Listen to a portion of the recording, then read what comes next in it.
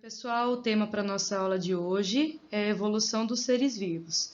Então, iremos estudar as teorias evolucionistas, entre elas o lamarckismo, o darwinismo e o neodarwinismo. Antes de estudarmos as teorias evolucionistas, a gente precisa entender o que é evolução.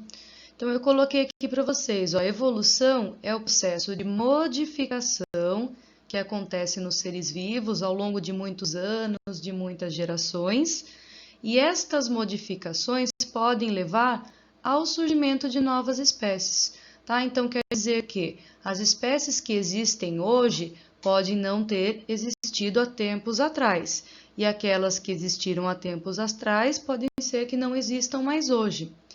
E no estudo da evolução, qual é a conclusão que a gente chega? Que essa grande diversidade de seres vivos que a gente encontra hoje são frutos, são resultados dessas modificações que esses seres vivos sofreram ao longo do tempo, através de diversas gerações, devido a vários fatores que aconteceram no ambiente. Só começou a se falar em evolução no século XIX. Antes disso, a única teoria aceita era a do fixismo. Fixismo vem de fixo, quer dizer que todos os seres vivos que existem hoje sempre foram assim, tá? Então, desde quando eles foram criados até os dias atuais, eles são exatamente da mesma forma. Então, essa teoria ela foi muito difundida na sociedade até o século XVIII. A partir do século XIX, começou-se então a falar em evolução, quando surgiram esses pensadores aqui, o Lamarck e o Darwin, que começaram a questionar essas diversas formas de vida que existiam na natureza. Então, eles estavam defendendo uma visão transformista. Então, esses seres vivos, eles não continuariam da mesma forma eternamente. Eles iriam se transformar ao longo do tempo. A primeira pessoa a defender a visão transformista foi o Lamarck. A teoria dele é conhecida como lamarckismo. Então, Lamarck acreditava que os seres vivos se transformavam ao longo do tempo. Por quê? Porque eles reagiam às modificações que aconteciam no meio ambiente e se adaptavam a ela. Então, Lamarck dizia que quando os órgãos eram muito utilizados, eles sofreriam uma hipertrofia. Então, eles iriam aumentar de tamanho, iriam crescer. E aqueles que eram pouco utilizados sofriam uma atrofia. Essa atrofia poderia até perder a função daquele órgão ou poderia até desaparecer em algumas situações. Isso ficou conhecido como a lei do uso e desuso. Então, aquilo que você usa se desenvolve e aquilo que você não usa atrofia. E essa atrofia pode até gerar em uma perda. Temos como exemplo aqui o caso das cobras cegas. As cobras cegas têm os olhos vestigiais muito pequenininhos e sem a função de enxergar, só percebe claro e escuro. Só que a cobra cega ela vive embaixo da terra, então ela não precisaria dos olhos, ela não precisaria enxergar. Então, segundo a lei do uso e desuso, o fato de não usar os olhos fez com que ela perdesse esses olhos, com que esses olhos ficassem vestigiais. No lamarckismo também é falado sobre a lei da transmissão dos caracteres adquiridos. Então, aquela característica que o ser vivo adquiriu vai ser transmitido para o seu descendente, tá? Então, se você tem uma hipertrofia, o seu filho nasceria com essa hipertrofia. Se você tem uma atrofia, o seu filho nasceria com essa atrofia, que você adquiriu pelo uso e desuso. Como exemplo aqui, seguindo o exemplo anterior das cobras cegas, então as cobras cegas perderam o olho porque elas não utilizaram, né, segundo o desuso, e aí todos os seus filhotes nasceram já sem os olhos, com os olhos atrofiados. Então aquela característica que foi adquirida pelo desuso foi transmitida diretamente para os descendentes. Então, nesse slide aqui temos a representação do Lamarck, né, uma pintura muito conhecida. Temos aqui também as cegas, mostrando o olho vestigial, né, que é esse pontinho preto aqui. E temos esse exemplo das nadadeiras dos patos. Então, segundo o Lamarck, seguindo a lei do uso e desuso, conforme o pato ele utilizou as patas para nadar, foi aumentando o tamanho das membranas interdigitais que facilitam o nado até que ele chegasse até essa pata com as membranas interdigitais. Daí os filhotes desse pato já nasceriam com as membranas interdigitais. Ainda no século XIX surgiu um outro naturalista, o Darwin, que também defendia a visão transformista. Então ele também acreditava que os seres vivos se transformavam, se modificavam ao longo do tempo. O Darwin, ele participou de uma expedição no barco Beagle, que essa expedição durou 5 anos. O objetivo da expedição era fazer um levantamento cartográfico e estudar características geológicas e de espécies de animais e vegetais da América do Sul e da Austrália. Então, o Darwin ele foi convidado a participar dessa expedição e durante esses 5 anos ele fez várias observações, coletou várias rochas, coletou espécimes, fósseis e tudo ele ia anotando. E ele observou, quando ele chegou lá nas ilhas de Galápagos, nesse arquipélago, tem várias ilhas. Ele fez uma observação muito importante aqui, numa espécie de aves chamada tentilhões. Ele observou que em cada uma das ilhas que ele atracava, ele percebeu que esses tentilhões, eles tinham um formato de bico diferente. Mas aí ele percebeu também que esses tentilhões comiam tipos de alimentos diferentes. Então, cada ilha era rica em um tipo de alimento, e o formato do bico desses tentilhões eram adequados a esses tipos de alimento de cada ilha. Aí ele concluiu que os ancestrais desses tentilhões que tinham bicos diferentes deveriam ter voado por várias ilhas, deixado descendentes em cada uma delas, e esses descendentes foram se adaptando àqueles alimentos que estavam disponíveis naquele ambiente. Nesse slide a gente tem uma pintura do Darwin muito conhecida. Temos também aqui os tentilhões com vários formatos de bicos diferentes. Cada uma dessas aves aqui tiveram um ancestral comum e cada uma delas habitam uma diferente ilha do arquipélago de Galápagos. De acordo com o alimento presente em cada ilha, o bico seria adaptado a esse tipo de alimento. As ilhas de Galápagos, elas pertencem ao Equador, são várias ilhas, então essa expedição explorou todas as ilhas e aí o Darwin fez essa observação muito importante, muito conhecida dos estudos dele, sobre os diferentes tipos dos tentilhões.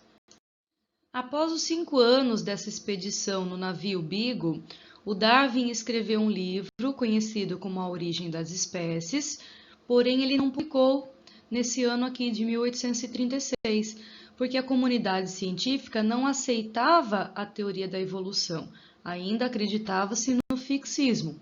Só que muitos anos depois, em 1858, ele recebeu de um outro estudioso, o Wallace, várias anotações sobre observações que ele fez na região da Malásia e Indonésia, e essas observações eram semelhantes àquelas observações que o Darwin fez nas Ilhas de Galápagos. Então o Darwin se associou aqui ao Wallace e em 1858, no mesmo ano, eles apresentaram juntos a teoria da seleção natural na Sociedade Linneana de Londres, que era a sociedade muito aceita naquela época, e acabou publicando seu livro no ano seguinte, um livro que fez muito sucesso. Então aqui nós temos a primeira edição do livro que foi publicado, essa é a capa original. Então se chama A Origem das Espécies. Nós podemos traduzir a visão transformista do darwinismo no termo seleção natural. Então o que o Darwin dizia? Que dentro de uma mesma população surgiam indivíduos com várias características diferentes, isso naturalmente. Mas alguns indivíduos tinham características que eram mais adaptadas a sobreviver a uma determinada característica do ambiente. Então, esta característica do ambiente fazia com que aquele indivíduo sofresse uma pressão seletiva de seleção. Então, aquele indivíduo que tem uma característica que é favorável àquele ambiente é selecionado e sobrevive. Aqueles outros indivíduos que não teriam características adaptadas, favoráveis ao ambiente, seriam eliminados, iriam morrer de fome, por exemplo. Então, o Darwin dizia que a pressão que o ambiente exerce sobre um ser vivo seleciona dentro de uma população onde há uma variabilidade de características, os indivíduos que têm aquelas características que são favoráveis à sua sobrevivência, dependendo das condições daquele ambiente. Esses indivíduos que sobrevivem geram descendentes também com características variáveis, também são selecionados de acordo com o ambiente e ao longo de muitos anos a gente chega nos indivíduos, nas espécies que a gente conhece hoje. Então vamos entender melhor a seleção natural nesse exemplo aqui. Na primeira situação está mostrando que os gafanhotos eles teriam variabilidade de cores. Então existiam lá gafanhotos que eram marrons e gafanhotos que eram verdes. Poderia até existir outras cores. Só que o gafanhoto ele vive na grama e a grama é verde. E eles que têm coloração verde conseguem se camuflar. Então pensando aqui na situação 2, a coloração verde é favorável à sobrevivência porque eles conseguem se camuflar e os predadores não visualizam eles com facilidade. Então, o predador vai acabar eliminando aqueles que não têm a coloração verde. Nessa situação 3, nós vimos que sobrou uma maior quantidade de gafanhotos de coloração verde porque era característica favorável. Então, eles se reproduziram entre si e acabaram produzindo uma maior quantidade de gafanhotos de coloração verde. Isso ao longo do tempo, após várias pressões seletivas, ou seja, selecionar o gafanhoto que tem uma coloração adaptada ao ambiente, nós temos o que a gente conhece hoje, o gafanhoto na coloração verde, porque a coloração verde é mais vantajosa ao ambiente. Então, aconteceu uma seleção natural entre gafanhotos que apresentavam essa característica vantajosa. Esse exemplo do tamanho do pescoço da girafa é muito conhecido e a gente precisa entender as diferenças da visão do lamarckismo e do darwinismo em uma mesma situação. Eles tentam explicar por que a girafa tem o pescoço comprido. Então, segundo o lamarckismo, baseado na lei do uso e desuso, as girafas tinham pescoço curto. Conforme acabavam as folhas mais baixas das árvores, a girafa teve a necessidade de esticar o pescoço. Esticando o pescoço, através do uso, foi causada uma hipertrofia no pescoço. Então, ele cresceu, se desenvolveu.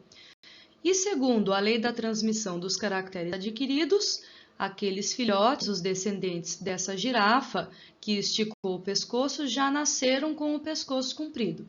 Tá? Então, isso é o que dizia Lamarck para explicar o tamanho do pescoço da girafa hoje em dia. Segundo a visão de Darwin, que é baseada na variabilidade natural entre os seres vivos e na seleção natural, como que o Darwin explicaria as girafas terem pescoço comprido hoje? Então, segundo a variabilidade, as girafas elas tinham vários tamanhos de pescoço, naturalmente. Tá? Conforme também acabavam as folhas mais baixas da árvore, aquelas que tinham pescoço curto não conseguiriam alcançar essas folhas e acabariam morrendo de fome. Aquelas que têm pescoço mais comprido acabariam sendo selecionadas naturalmente para sobreviver. Aquelas que sobreviveram se reproduzem entre si, aumenta a chance de nascer girafas com pescoço comprido, mas nascem ainda de vários tamanhos de pescoço.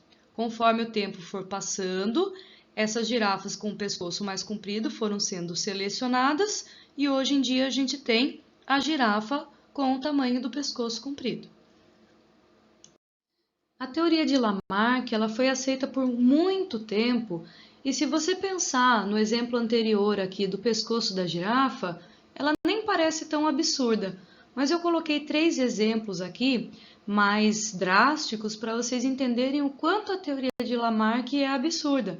Então, eu vou comparar esses 3 exemplos na visão de Lamarck e na visão do Darwin. Então, no exemplo número 1, se uma pessoa perde um membro em um acidente, por exemplo, uma perna, segundo Lamarck, o descendente nasceria sem a perna, porque essa perna é uma característica adquirida. Olha que absurdo! Segundo a visão de Darwin, a perda desse membro não teria nada a ver com o descendente. tá? Isso não quer dizer que se eu perder um membro, o meu filho vai nascer sem um membro. Uma coisa não tem nada a ver com outra. Ele não saberia explicar isso geneticamente falando ainda. Agora no exemplo 2. Se eu tingir o meu cabelo de roxo, segundo a visão de Lamarck, o meu filho nasceria com o cabelo roxo. Olha que absurdo se você for pensar nesse exemplo. Segundo Darwin, as pessoas elas têm cores variadas de cabelo. Até poderia nascer o cabelo roxo, mas não por esse motivo. Não é porque eu vou tingir o meu cabelo que o meu filho vai nascer com esta coloração de cabelo. Ele não saberia explicar ainda que a coloração do cabelo é determinada por características genéticas. No exemplo 3, se eu praticar a musculação e eu causar uma hipertrofia nos meus músculos, então eu vou ficar bem fortona. Segundo a visão de Lamarck, o meu filhinho vai nascer com os músculos desenvolvidos, bem fortão também. Olha que absurdo, o bebezinho vai nascer bombadinho. Segundo a visão de Darwin, a prática dessa musculação, dessa hipertrofia, não teria nada a ver com o descendente. Então, o descendente, ele não vai nascer bombadinho, não vai nascer musculoso, porque eu pratiquei a musculação. O lamarquismo e o darwinismo são teorias que foram propostas no século XIX. Nós sabemos que a teoria de Lamarck ela é absurda, a teoria de Darwin não. Né? Tudo que a gente conhece da teoria de Darwin é verdade. Só que, porém, o Darwin naquela época não sabia explicar como que os seres vivos tinham uma variabilidade, porque naquela época não se falava em gene, não se conhecia o DNA. Então, no século XX, com a descoberta do DNA, com o desenvolvimento da genética, nós conseguimos melhorar a teoria de Darwin. Então, hoje em dia, essa teoria ela é conhecida como neodarwinismo ou teoria sintética da evolução. Então, foi acrescido na teoria de Darwin os termos mutação gênica e recombinação gênica. Então, no neodarwinismo existe a seleção natural, a mutação gênica e a recombinação gênica. O que é a mutação gênica? Quando um DNA ele se duplica, pode acontecer ocasionalmente um erro durante essa duplicação. Esse erro vai gerar uma mutação. Essa mutação ela pode ser ruim, mas ela pode ser boa. Como que uma mutação pode ser boa? Porque ela pode produzir novos genes. Se há uma produção de novos genes, há uma alteração do genótipo, ou seja, há uma alteração da carga genética do indivíduo. Em alguns casos, essa alteração pode também gerar uma alteração no fenótipo, que são as características que a gente visualiza. Então, algumas mutações elas podem gerar características vantajosas, tornando esse indivíduo melhor adaptado a uma condição do ambiente. Algumas mutações gênicas podem até levar ao surgimento de uma nova espécie. No caso da recombinação gênica, quando nós estudamos a meiose, a gente estudou lá um evento chamado crossing over. Então, quando acontecia a meiose para a formação dos gametas, poderia acontecer o crossing over. Então, uma cromátide irmã de um cromossomo homólogo poderia se juntar com uma cromátide do outro cromossomo homólogo, romper essas cromátides e se agruparem de formas diferentes. Então, isso causaria uma recombinação gênica, uma combinação diferente. Aí eu consigo produzir gametas diferentes. Esse processo ele aumenta a variabilidade entre os descendentes porque eu tenho gametas com uma carga genética variável. Então, concluindo, como o Darwin falava de seleção natural, a seleção natural ela está relacionada com a variabilidade genética que os seres vivos têm por conta de mutações gênicas ou de recombinações gênicas. E aqueles que apresentam uma melhor adaptação, uma característica favorável, são aqueles que vão sobreviver e são aqueles que vão gerar mais descendentes. E esses descendentes provavelmente também terão essa mesma característica que é mais adaptável ao ambiente.